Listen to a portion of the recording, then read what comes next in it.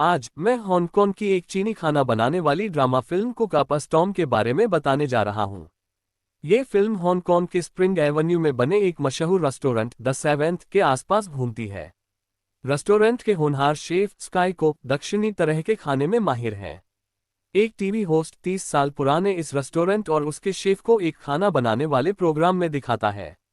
Sky spring Avenue के सबसे अच्छे शेफ के रूप में पहले से ही जाने जाते हैं, फिर भी वे टीवी पर अपनी कला दिखाते हैं। उनके साथ उनकी दोस्त यूनी भी है, जिनसे लोगों को मिलवाया जाता है। वह ज्यादातर रेस्टोरेंट के पैसों का काम संभालती है। स्काई अपने ग्राहकों को दिए जाने वाले खाने की क्वालिटी और टाइम पर बहुत ध्यान देते हैं, यही उनके रेस्टोरेंट की पहचान का कारण है। ज्यादातर वक्त रेस्टोरेंट इतना भरा रहता है कि बाहर लोगों की लंबी लाइन लगी रहती है। उस दिन एक बदतमीज ग्राहक लाइन तोड़कर अंदर आ जाता है। स्काई उसे खाना देने से मना कर देता है, जबकि वह ग्राहक अपनी ताकत और पैसे की शान दिखाता है। जाने से पहले वह आदमी उनके छोटे रेस्टोरेंट पर हंसता है और बताता है कि उसका मालिक उनके रेस्टोरेंट के सामने एक बड़ा 3 स्टार रेस्टोरेंट खोलने के लिए एक दुनिया भर में मशहूर शेफ को बुला रहा है। ये सुनकर यूनी घबरा जाती है, लेकिन वह इसे धोखा मानकर छोड़ देती है। इस बीच फ्रांस में राजा, रानी और राजकुमार अपने नए बेटे का स्वागत कर रहे हैं। वे जन्म की खुशी में एक बड़ी पार्टी रखते हैं और मेहमानों के लिए खाना बनाने के लिए एक बहुत बड़े शेफ को बुलाते हैं। यहाँ हमारी मुलाकात होती है मुख्य शेफ पॉल लाहा से। वह फ्रांस में ट्रेनिंग पाए हुए एक मिशेलिन स्टार कोरियाई शेफ हैं। पॉल का खाना बनाने का अपना अलग तरीका है, वह किसी एक स्टाइल तक सीमित नहीं रहते। उन्हें अलग अलग देशों के खाने को मिलाना पसंद है और इसी से वह नए और जिंदा से लगने वाले डिश बनाते हैं। खास प्रोग्राम में वह रानी को एक मिठाई पेश करते हैं जो बाहर से लाल अंडे जैसी दिखती है, लेकिन अंदर आम की प्यूरी और नारियल से भरी होती है। कमाल, ये डिश परंपरा से जुड़ी हुई है और स्वाद में शानदार है। पार्टी के बाद वह और उनकी मददगार माया उस रेस्टोरेंट में लौटते हैं जहां वे काम करते हैं। मालिक और बाकी लोग उनका स्वागत करते हैं और उनकी सफलता पर बधाई देते हैं। मालिक ये भी बताते हैं कि उन्होंने पॉल को पॉल सन रेस्टोरेंट का दूसरा शेफ बना दिया है। यह उनके लिए बहुत बड़ी बात है, लेकिन सबको चौंकाते हुए वह ऑफर को मना कर देते हैं। पॉल एक बड़े मिशन के लिए एशिया लौटना चाहता है। उसे और माया को एक चीनी बिजनेसमैन ने बुलाया है जो एक नया स्टार रेस्टोरेंट खोलना चाहता है। वहां के लोग उनके फैसले को मानते हैं और उन्हें शुभकामनाएं देते हैं। स्प्रिंग एवेन्यू पर वापस आकर स्काई का एक नियमित ग्राहक उसे नए रेस्टोरेंट खुलने की खबर बताता है, और यह बात सच निकलती है। स्काई के लिए ये खबर मीठी भी है और कड़वी भी, क्योंकि वह चाहता है कि उसकी छोटी गली तरक्की करे, लेकिन नए रेस्टोरेंट का मतलब होगा कम ग्राहक और ज्यादा मुकाबला। जब स्काई 10 साल का था, उसके पापा ने घर छोड़ दिया। एक दिन उन्होंने स्काई को छोड़कर अपने कुकिंग करियर को आगे बढ़ाने का फैसला किया। पापा का बहाना था कि इससे सब ठीक हो जाएगा, लेकिन असली वजह थी नूडल्स। तब से सेवन रेस्टोरेंट के मालिक अंकल सेवन ने उसकी देखभाल की है, अपने पापा से बिल्कुल अलग, जो अभी कहीं और हैं। अगले दिन सुबह पॉल हांगकांग पहुंचता है और ताज़ी मछली लेने के लिए बाजार जाता है। दुकानदार के पास सिर्फ एक ताज़ी मछली होती है और वह उसे स्काई को बेच देता है, क्योंकि उसे पता है कि स्काई उससे बेहतर बनाएगा। पॉल कहता है कि दुकानदार को किसी का पक्ष नहीं लेना चाहिए। दोनों में बहस हो जाती है। कुछ हफ्ते बाद दुकानदार दोनों के लिए मछली को आधा करने से पहले वे अश्रव्य में एक बड़ा प्रोग्राम रखते हैं। वहीं सेवन रेस्टोरेंट की बड़ी मुलाकात होती है। लिन मैनेजमेंट ग्रुप के चेयरमैन और मैनेजर रेस्टोरेंट के पहले मेहमान बनकर आते हैं और पॉल और माया उनका स्वागत करते हैं। उसी समय द सेवेंथ के लोग अगले हफ्ते के दौरान अलग अलग डिस्काउंट ऑफर शुरू कर रहे होते हैं, जब स्टेला रेस्टोरेंट के सिक्योरिटी गार्ड अस्पष्ट आ जाते हैं। ये पॉल और मेहमानों का ध्यान खींचता है और वे देखने के लिए बाहर निकलते हैं कि क्या हो रहा है।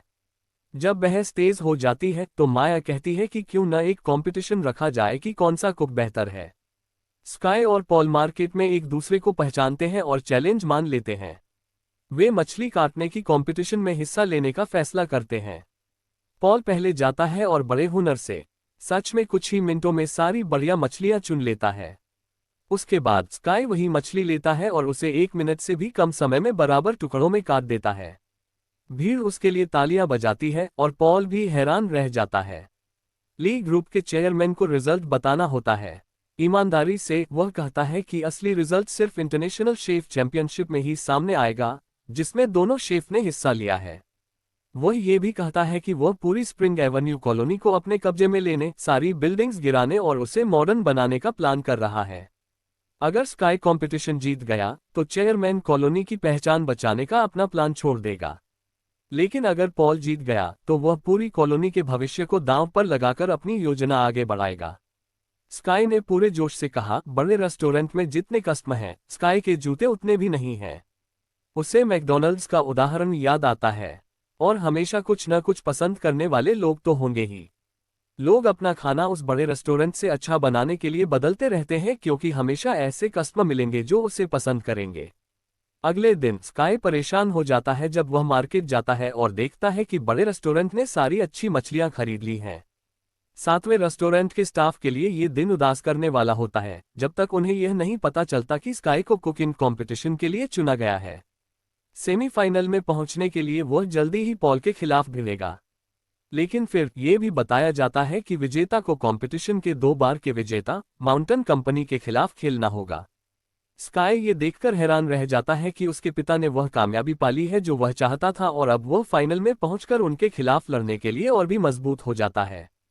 उस रात 7वें रेस्टोरेंट से घर लौटते ही स्काई को फोन आता है, इतने लंबे समय बाद उससे मिलने के लिए उत्साहित। स्काई दौड़कर उस जगह पहुंचता है और अपने पिता अंकल साथ को ढूंढता है। माउंटेन साफ साफ कहता है कि उसे अब भी स्काई पर भरोसा नहीं है और उसे अपने करियर के लिए छोड़ देने का कोई पछतावा नहीं है। ये बातें स्काई के लिए अब तक सुनी गई सबसे दर्दनाक बातें होती हैं, लेकिन वह गुस्से में अपना दर्द छुपा लेता है। वह प्रतियोगिता जीतने का वादा करता है और ये दिखाता है कि एक अच्छा रसोइया होने के लिए माउंटेन की तरह एक बुरा आदमी होना जरूरी नहीं है। खाना बनाने की प्रतियोगिता के दिन खिलाड़ियों को अपनी पसंद का खाना बनाने और उसे दिखाने के लिए 90 मिनट का समय मिलता है। स्काई एक पारंपरिक नमक में पका हुआ बतख बनाता है जबकि पॉल एक फोई ग्रास शरबत बनाता है। पूरे 90 मिनट बहुत कठिन होते हैं और दोनों शेफ ने अपने अपने खाने बनाते समय बहुत कला दिखाई। स्काई बहुत कम या बिना किसी मेहनत के बतख के अंदर के हिस्से को काटता है और अच्छे से उन्हें बाहर निकालता है, जिससे लोग हैरान रह जाते हैं। आखिर में वह बतख को नमक में पकाता है और ऊपर की परत तोड़ता है जिससे सब्जी की भराई के साथ अच्छे से पका हुआ बतख निकलता है। जज इसे चखते हैं और पॉल के शरबत से ज्यादा स्काई के बतख से खुश होते हैं। इसके तुरंत बाद स्काई को पहले 2 जजों से 2-10 अंक मिलते हैं, तीसरा जज उसे 9 देता है, लेकिन आखिरी जज उसे सिर्फ 8 अंक देता है।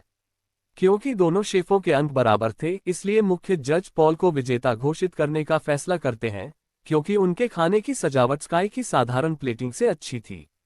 हालांकि पॉल की जीत से एक रसोइये के रूप में उसकी ताकत और बढ़नी चाहिए थी, लेकिन बातें उम्मीद के अनुसार नहीं हुई।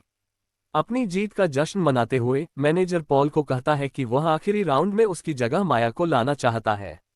उसके हिसाब से मीडिया में एक लड़की एक लड़के से ज्यादा ध्यान खींचती है। जब पॉल अपनी बात कहने की कोशिश करता है तो माया बताती है कि पिछले कुछ महीनों से उसे नमकीन पिन जैसे कुछ स्वादों को महसूस करने में दिक्कत हो रही है।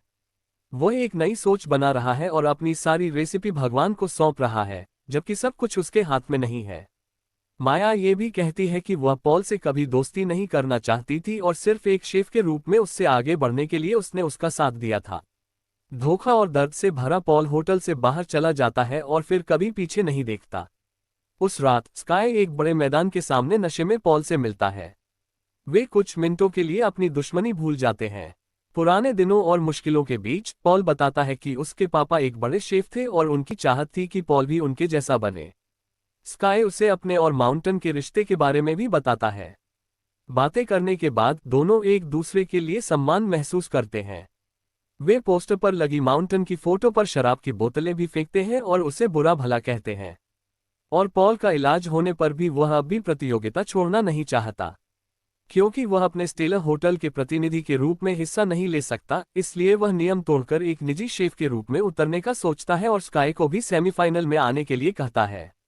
उसी समय स्टेलर का मैनेजर 7वें होटल में अंकल साथ से कह रहा होता है कि वह अपना होटल ली ग्रुप को बेच दे। तभी पॉल और स्काई वहां आते हैं और अपनी जोड़ी की घोषणा करते हैं। पॉल मैनेजर को यह भी याद दिलाता है कि प्रतियोगिता का विजेता होने की वजह से वह फाइनल में आने का हकदार है। ठीक है, पॉल और स्काई पाक कला मुकाबले के सेमीफाइनल में पहुंचते हैं। स्टूडियो सिटी के व्यंजन और राउंड जीतने वाले को कर्ट का सामना करना होगा, और पॉल ने दोनों खाना पकाने की तकनीकें अपनाई। इसमें थोड़ा वह बहुत ध्यान से खाना पकाता है। मिलने के बाद शुरू में जज की तारीफ यही होती है, लेकिन परोसने पर उसे पॉल और स्काई नियम के अनुसार खाना बनाते हैं और शायद स्काई कहता है कि यह चीज सामग्री के स्वाद से जुड़ी है, जबकि पॉल की समझ केक बनाने में मदद करती है, क्योंकि दोनों मिलकर शुरुआत में ही जज को खुश कर देते हैं। प्रभावित होकर वे मुकाबला जीत जाते हैं। पॉल को लगता है कि उन्हें बात समझ आ गई है। वह जानता है कि स्काई की बनने की चाह ने स्काई को फाइनल में माउंटन से भिड़ाया। अगले दिन स्काई प्रतियोगिता शुरू करता है।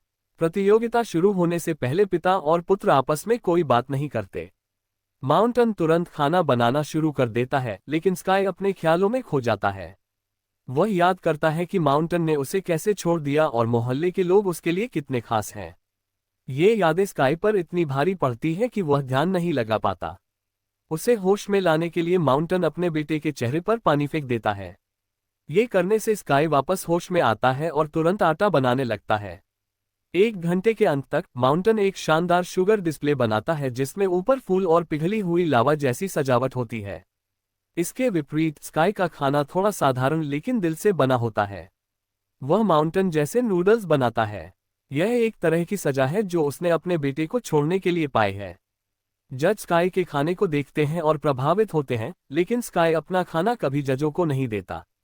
इसके बजाय वह नूडल्स का कटोरा माउंटन को देता है। माउंटन इसे खाता है और भावुक हो जाता है। उसे याद आता है कि यह नूडल्स क्या दर्शाते हैं। अंत में उसे अपने बेटे की प्रतिभा को मानना पड़ता है। सबके आने के बाद प्रतियोगिता का विजेता साफ नहीं होता, क्योंकि जजों ने खाना नहीं चखा। अगले दृश्य में हम देखते हैं कि 7वें रेस्टोरेंट के बाहर भीड़ जमा हो गई है, जो चीनी नववर्ष मनाने आए हैं। वे स्काई और पॉल द्वारा मिलकर बनाया गया खाना आनंद से खाते हैं। चैनल की मदद के लिए नोटिफिकेशन चालू करें और वीडियो को लाइक करें। देखने के लिए धन्यवाद।